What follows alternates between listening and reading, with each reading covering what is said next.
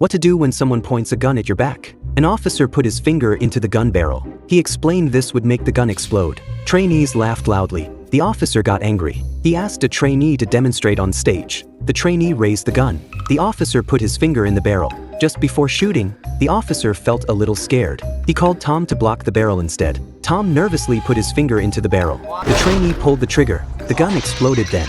Tom's finger only turned black. Tom wanted to be a police officer. He took a color blindness test, but he was colorblind. He saw no numbers in the images. He guessed a random number. The officer changed the image. He guessed another number wrong. The officer confirmed he was colorblind, but Tom denied it. The officer took out ketchup and asked its color. Tom still couldn't tell. He put the ketchup in his mouth secretly. Then he said red. The officer took out mayonnaise. Tom put it in his mouth again.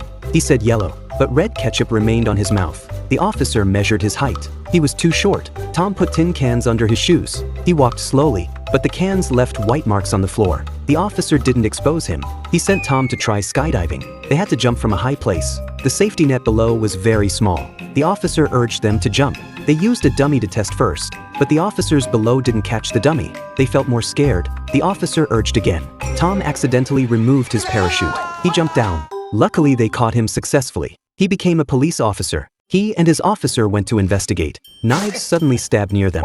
Tom warned the gangsters. They had many people and surrounded the area. He moved bamboo pieces to mimic gun reload sounds. He walked around to mimic many people. He lay on the ground and barked like a dog.